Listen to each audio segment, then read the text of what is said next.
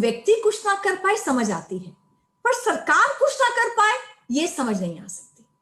और यहां दिल्ली की सरकार ने अपने हाथ खड़े कर दिए हैं ये कहते हुए कि हमें कुछ नहीं कर पा रहे हैं, और we are begging, please give us oxygen, please give us cylinders.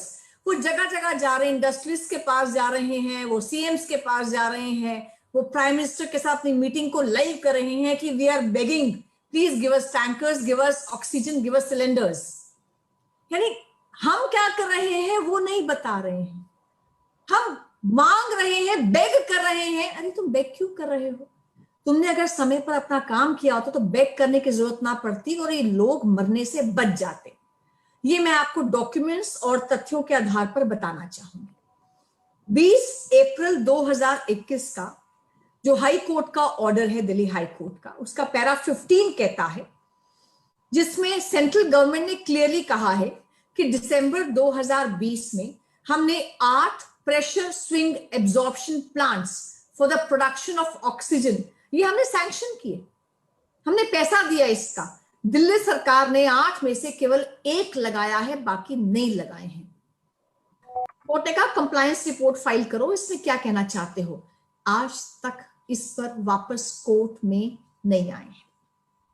दूसरा, उसके बाद 24 अप्रैल 2021 कोर्ट में क्लियरली सेंट्रल गवर्नमेंट ने कहा कि 480 मीट्रिक टन हम प्रोक्योर कर चुके हैं, हम अलॉट कर चुके हैं दिल्ली सरकार को। और ये जो ऑक्सीजन है ये रुड़कीला में है, दुर्गापुर में है और कलिंग नगर में है, और वहां से ऑक्सीजन उठाई जा सकती है, दिल्ली में लाई जा सकती है। लेकिन सेंट्रल गवर्नमेंट ने क्या कहा, हमने एयरलिफ्ट कर दी है खाली सिलेंडर्स, खाली क्रायोजेनिक जो टैंक सिलेंडर्स हैं वो हमने वहां पहुंचा दिए हैं, सिलेंडर्स भी टैंकर्स भी, वो फिल हो जाएंगे और रेलवे के द्वारा यहां पहुंच सकते हैं। लेकिन सेंट्रल गवर्नमेंट कहती है हम प्रोक्योर कर सकते हैं, हम अलॉट कर सकते हैं। 480 मीट्रिक टन उठाना, ट्रांसपोर्ट करना ये राज्य की सरकारों का काम है। All state governments, all union territories, they are sending their tankers, getting oxygen and sending it to the hospitals in the state. लेकिन अब तक हमारे पास दिल्ली सरकार से केवल 2 टैंकर्स आए हैं। दिल्ली सरकार से रोज कम से कम 20 टैंकर्स जाने चाहिए थे, सिर्फ 2 टैंकर्स आए दिल्ली सरकार से, उनके टैंकर्स और आए ही नहीं है हमारे पास। तो यहां जो काम केंद्र सरकार का था कि हमने अलॉट कर दिया ऑक्सीजन, ऑक्सीजन ले लो, दिल्ली सरकार हाथ खड़े कर देती है, कहती है हम तो इंडस्ट्रियल स्टेट है ही नहीं है, हमारे पास तो एक क्रायोजेनिक टैंकर्स है ही नहीं है। तो वहां क्लियरली कहा जाता है, कहते हैं कि बहुत सी स्टेट्स, यूनियन टेरिटरीज ऐसी हैं जो इंडस्ट्रियल स्टेट्स नहीं है, उनके पास टैंकर्स नहीं है, वो अपने सप्लायर के साथ अरेंजमेंट करती हैं। तो सप्लायर अरेंज करता है टैंकर या वो स्टेट अरेंज करती है, और हर कोई स्टेट कर पा रही है। दिल्ली सरकार, do you want everything on a platter? यानी सब कुछ अवेलेबल है, तुम भी तो हिलो, तुम भी कुछ करो और जाके टैंकर भेजो, ऑक्सीजन लाओ। हाई कोर्ट ने क्लियरली अपने ऑर्डर में कहा यू वेस्टेड योर डेज, तुम कई दिन बर्बाद कर चुके हो टैंकर ना भेजकर, तुरंत इस पे काम करो। तो तीसरा, कॉन्फ्लिक्टिंग ऑर्डर्स जो पास कर रहे हैं ये चारों ओर कंफ्यूजन फैला रहे हैं, मिस फैला रहे हैं। आप देखो आज आइनॉक्स ट्रेंड कर रहा है ट्विटर पर। क्यों ट्रेंड कर रहा है? आइनॉक्स वो कंपनी है, we can say one of the major suppliers of oxygen in India, जो 800 हॉस्पिटल्स को हिंदुस्तान भर में ऑक्सीजन सप्लाई करती है। आइनॉक्स के एमडी ने क्लियरली आकर कहा, उन्होंने कहा कि we serve 45 hospitals, we give them about 105 metric ton of oxygen, we been doing it for a long time now. लेकिन दिल्ली सरकार का ऑर्डर आता है कि तुम 98 मेट्रिक टन ऑक्सीजन सप्लाई करोगे और केवल 17 हॉस्पिटल को करोगे, बाकी 28 का क्या होगा उसके बारे में कोई ऑल्टरनेटिव अरेंजमेंट नहीं किया जाता। उन 28 हॉस्पिटल्स में ऑक्सीजन नहीं पहुंचती, कई जगह लोग मर जाते हैं, जिसमें से जयपुर गोल्डन एक हॉस्पिटल है जहां 21 लोग मर गए। कल सेंट्रल गवर्नमेंट के होम सेक्रेटरी ने दिल्ली गवर्नमेंट के चीफ सेक्रेटरी को एक चिट्ठी लिखी है जो मेरे सामने है इस समय, और चिट्ठी में क्लियरली कहा है चीफ सेक्रेटरी को उन्होंने, उन्होंने कहा है कि these deaths could have been avoided. ऐसे तुम कॉन्फ्लिक्टिंग ऑर्डर्स पास कर रहे हो, अगर तुम ये कॉन्फ्लिक्टिंग ऑर्डर्स पास ना करते, बाकी जो 28 हॉस्पिटल्स हैं उनमें भी ऑक्सीजन का अरेंजमेंट कर देते, these deaths could have been avoided. कौन रिस्पॉन्सिबल इन डेथ्स का? किसने कॉन्फ्लिक्टिंग ऑर्डर्स पास किए? वहां सप्लायर बैठा है ऑक्सीजन का, जो कह रहा है मैं ऑक्सीजन सप्लाई करने को तैयार हूं, पर वो कहता है मुझे मना कर दिया जाता है, और मिडवे मेरे टैंकर्स को डाइवर्ट कर दिया जाता है। टैंकर जा रहा है ए हॉस्पिटल के लिए, उसको कहते ना ए हॉस्पिटल नहीं, तुम डी हॉस्पिटल में जाओगे, उस ए हॉस्पिटल का क्या होगा? क्यों ये पॉलिटिकल इंटरफेरेंस होती है सप्लाई चेन के अंदर? वो आइनॉक्स का हेड आकर कहता है मैं पूरी दिल्ली में ऑक्सीजन सप्लाई कर दूंगा, मैं करता रहा हूं, हिंदुस्तान भर की स्टेट्स में कर रहा हूं, कहीं से कोई कंप्लेंट नहीं है, सिर्फ दिल्ली में कंप्लेंट आ रही है। क्यों? क्योंकि यहाँ क्लियर डायरेक्शन नहीं है कितने ऑक्सीजन है और कितने हॉस्पिटल्स को जानी है, या बीच में इतना डिसरप्ट कर देते हैं सप्लाई चेन को। केजरीवाल जी या सीएम इंडस्ट्रीज को लिख रहे हैं, जिंदल्स को, अरे मुझे ऑक्सीजन दो, तुम्हारे पास एक्सेस की ऑक्सीजन है, मुझे दो। चीफ मिनिस्टर्स को लिख रहे हैं मुझे ऑक्सीजन चाहिए, आप जिसके पास ऑक्सीजन एक्सेस में है आप दो, जबकि उनको पता है कि ऑक्सीजन की प्रोक्योरमेंट यानी ऑक्सीजन सप्लायर से लेना और उनकी अलॉटमेंट यानी सरकारों को देना, ये सब सेंट्रल गवर्नमेंट के हाथ में है। सारी excess oxygen, every drop of medical oxygen is given to the central government.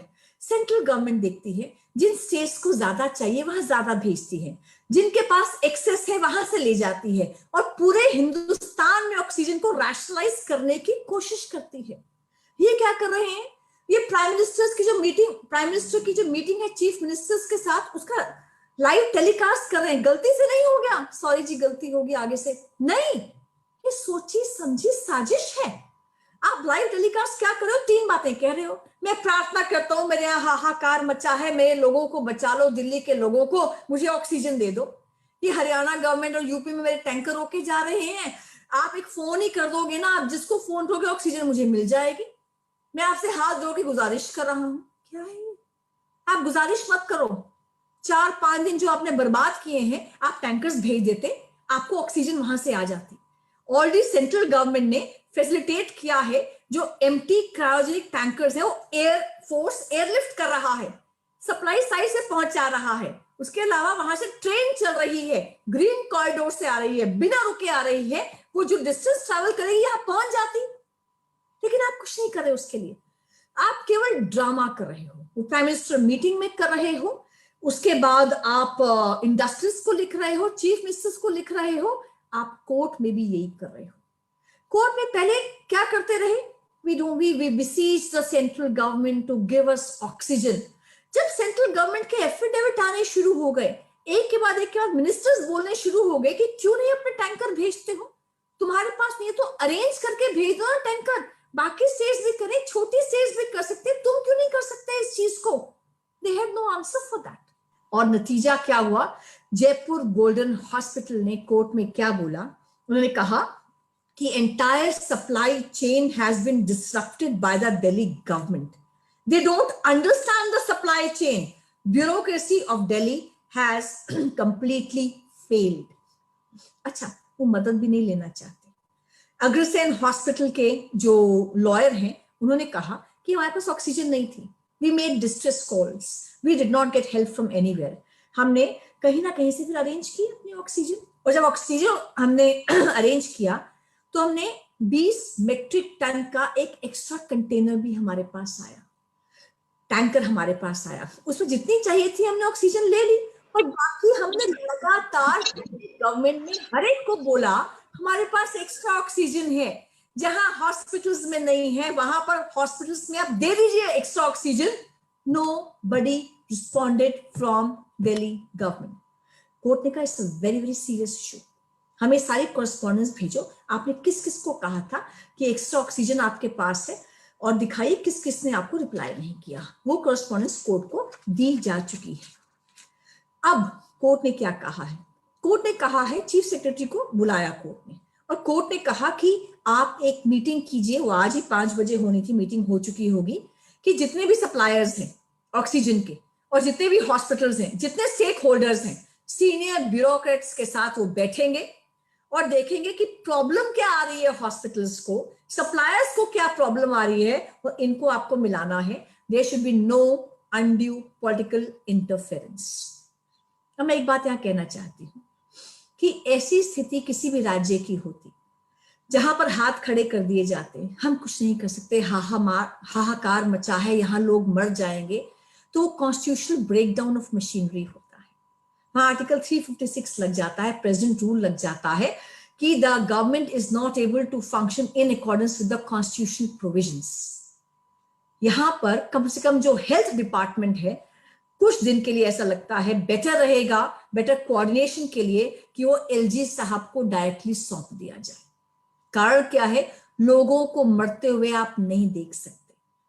आज दिन में एक एक घंटे में 20-20 बार विज्ञापन आ रहे हैं, आपका सारा ध्यान एडवर्टाइजमेंट्स पे है, सारा पैसा एडवर्टाइजमेंट्स पे है। यही अगर ऑक्सीजन के प्लांट्स यहां लगा देते, इतने बड़े हॉस्पिटल्स हैं, लाखों रुपया ले रहे हैं, अगर हॉस्पिटल्स में अपने लोकल लेवल पर ऑक्सीजन जनरेशन के प्लांट्स लग जाते, आप देख नहीं पाए कि कोविड की नई वेव सुनामी आ रही है, बाकी कंट्रीज में आ रही है, आप इसके लिए रेडी होने चाहिए, वो आप देख नहीं पाए। और उसके बाद आज की डेट में आप टैंकर, आज विज्ञापन सोशल मीडिया में आप लोगों ने देखे, मैं तो अभी कोर्ट से फ्री हुई तो देखा, विज्ञापन सोशल मीडिया में है, हमें टैंकर्स की आवश्यकता है। आपके टैंकर्स रुड़कीला जाना है, कलिंग नगर जाना है, बाकी जगह जाना है, दुर्गापुर जाना है, आप 4-5 दिन से टैंकर भेजे ही नहीं आपने, और आज आप कह रहे हो कि टैंकर्स की आवश्यकता है, और दूसरी ओर बाकी स्टेट्स में विज्ञापन दे रहे हो कि ऑक्सीजन की आवश्यकता है। आप कर क्या रहे हो? You are just politicising human tragedy. लेकिन आपकी अपरिपक्वता के कारण से, या आप एनार्किस्ट हो उस कारण से, लोग तो नहीं मर सकते ना यहां पर, इसलिए somebody more responsible, somebody who knows the system, somebody who can work with the system and work with the stakeholders और experienced है, उसको टेक ओवर करना चाहिए, एटलीस्ट द हेल्थ डिपार्टमेंट, ताकि ऑक्सीजन की कमी ना हो, दवाइयों की कालाबाजारी ना हो, सिलेंडर्स 1-1 लाख रुपए में ना बिके। आज कोर्ट ने भी इस चीज का संज्ञान लिया।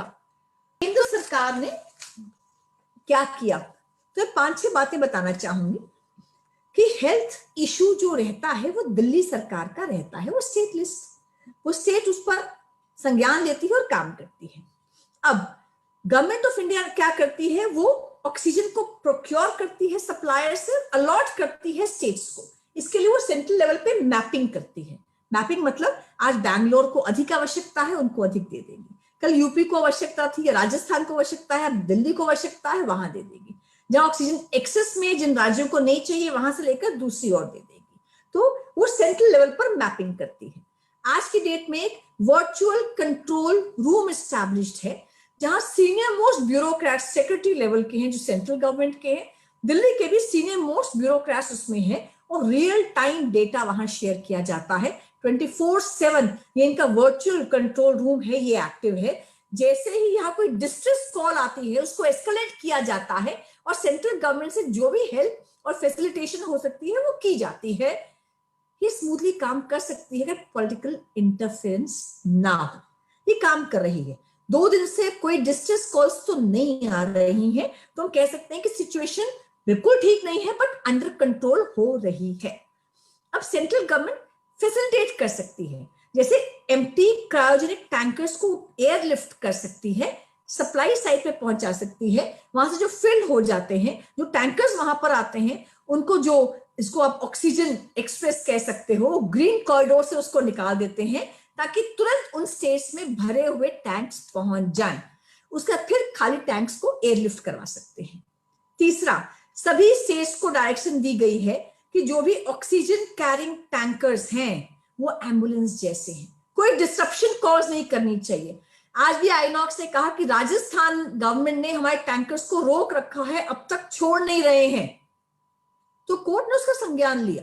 तो कोई भी सरकार दूसरे के टैंकर्स को, दूसरी सरकार के टैंकर्स को रोक नहीं सकती जो ऑक्सीजन कैरी कर रहे हैं। ये सेंट्रल गवर्नमेंट का डायरेक्टिव है, और कोई व्यक्ति ऐसा अगर करता है, कोई इंस्टीट्यूशन ऐसा करता है, तो उसके खिलाफ डिजास्टर मैनेजमेंट एक्ट के तहत क्रिमिनल केस बन सकता है और बनेगा। ऐसा सेंट्रल गवर्नमेंट ने दिल्ली गवर्नमेंट को कोर्ट में कहा था, किसी you have some responsibility, we have some responsibility. हम आपको ऑक्सीजन दे सकते हैं, पर एक एक हॉस्पिटल में जाकर हम तो सप्लाई नहीं कर सकते, क्योंकि हम जानते ही नहीं वो सब चीजें। तो we can not serve you everything on a platter. जब बाकी स्टेट्स को प्रॉब्लम नहीं आ रही है तो आपको प्रॉब्लम क्यों आ रही है? जैसे कोर्ट ने कहा, कहते your chief minister is a civil servant, he understands and knows the system, he knows how the system works. तो एक कॉमन पर्सन को, आपको और मुझे समझ आ रहा है कि सिस्टम कैसे काम करना चाहिए। एक सिविल सर्वेंट होने के नाते केजरीवाल जी को समझ आना चाहिए कि सिस्टम कैसे काम करना चाहिए। वो भी नहीं आ रहा, तो इंटेंशन कहीं ना कहीं अलग है, किसी और जगह पर है। मुझे ध्यान है हम लोग लास्ट ईयर से ही एमसीडी के केसेस कर रहे थे, जिसमें क्या हुआ कि एमसीडी के सफाई कर्मचारियों को पैसा नहीं दिया जा रहा सैलरी का, उनके टीचर्स को, उनके इंजीनियर्स को, उनके डॉक्टर्स को नहीं दिया जा रहा। फिर इस बार जो ध्यान में आया, 12 दिल्ली यूनिवर्सिटी के कॉलेजेस के लोगों को पैसा नहीं दिया जा रहा है। और क्यों नहीं दिया जा रहा? पैसा है पर हम देंगे नहीं। क्यों नहीं देंगे? और दूसरी ओर कोर्ट ने क्या इनके लिए कहा कि दिल्ली सरकार की पूरे पेज की एडवर्टाइजमेंट तो हम लोग खुद देखते हैं अखबारों के अंदर।